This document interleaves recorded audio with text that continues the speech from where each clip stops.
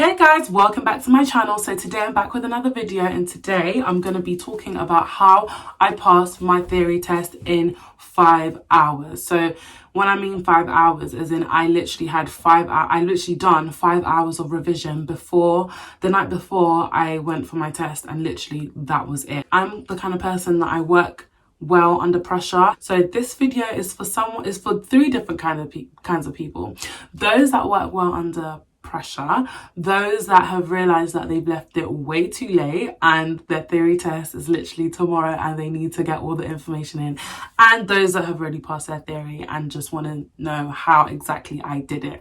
So before I get into the video, I'm just going to talk to you a little bit about the theory test and what to expect. So the theory test is broken up into two parts. You've got the multiple choice, which is out of 50, and you need 43 correct answers to pass, and the hazard perception, which is the second part, and it's broken down into 14 videos, and you need 44 to pass out of a possible 75. So with the hazard perception, you can score up to 5 points, and I'll just explain a bit about those two. So the multiple choice is broken down into like different sections. So you've got the road signs, you've got the safety on the roads and things like that, and then with the hazard perception, it's like you have to see a hazard, and if it's like a developing hazard, you have to click the button. So you have to click the mouse, and as soon as you see that it's a developing hazard, you click it, and if you click it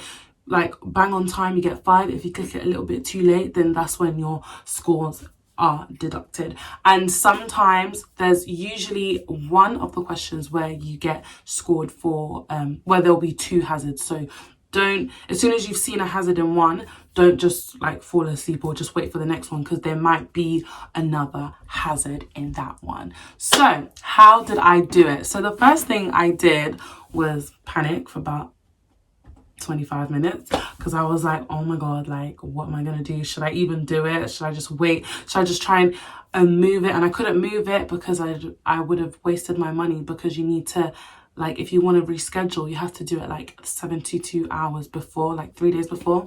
So I was like, okay, great, too late. I might as well just go and see how it is. But before that, I just wanted to get even just a little bit of revision, because what on earth? So the first thing I did was take a mock test straight away. So I downloaded an app called iTheory. Let me just get the specific app that I downloaded. I'll put it in the video. So this is the app that I use.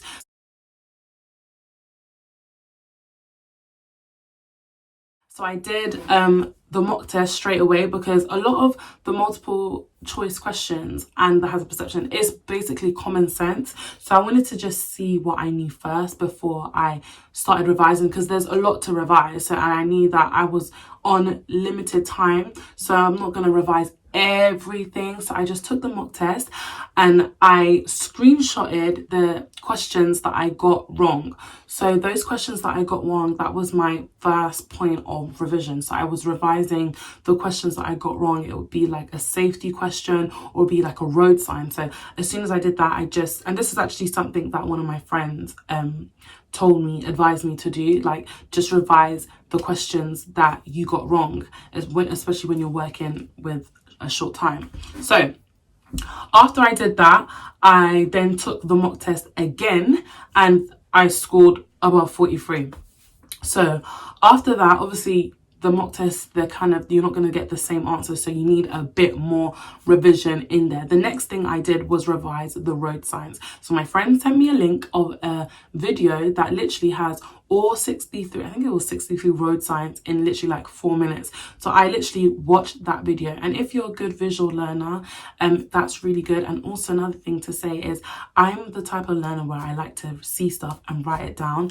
There's no time for that. I realized that I was wasting time by, oh yeah, this sign means this, and there's just no time for that, because I'm not going to read that back again. So it's literally, I need to read and remember it. I need to watch this and know it. I need to see that road sign and just know what it means, period. In terms of the road signs, there's 3 key rules that will just help you be a bit faster with learning. So the road signs that are with a triangle, they always are a warning. So it'll be like, warning, bridge ahead, or, you know, warning, this is the end of the dual carriageway. So when you see literally a sign with a triangle, that is always a warning sign. When you see a circle sign, a circular sign with the blue background, it will always be like a positive direction, or like turn left or turn right or mini roundabout, things like that. And then when you see a red circle, it's mostly, those are like prohibitive signs, where it's like, you can't, no left turn or no entry. So if you remember those 3 key rules, that will really help you in learning those road signs a bit more easier and more faster. So that is the second thing. So the third thing I did, so take the mock test first, revise the questions that I got wrong, take the mock test again, learn the road signs with that video. Literally watch that video. My friend was like, just watch it before you go to bed, after, in the morning, and things like that. And that really helped, because it was kind of like ingrained into my brain. So for the hazard perception, I just went straight into, there was these YouTube videos. I'm literally going to put all the links down below, everything that I watched that helped me pass. All that I did with the hazard perception, I didn't even use the app. I just watched a video where I was like sitting by the guy, and he was explaining what he was doing, and we look for this and we look for that and we look for this. So in terms of the hazard perception, when you get to the test, it's really important to don't click too fast, because then they'll disqualify you for that round, because it's like you're just clicking on everything just to get the point. So you need to click, and don't click on a potential hazard, because at the end of the day, everything is a hazard on the road. A child walking on the street is a hazard, because they could potentially walk onto the street.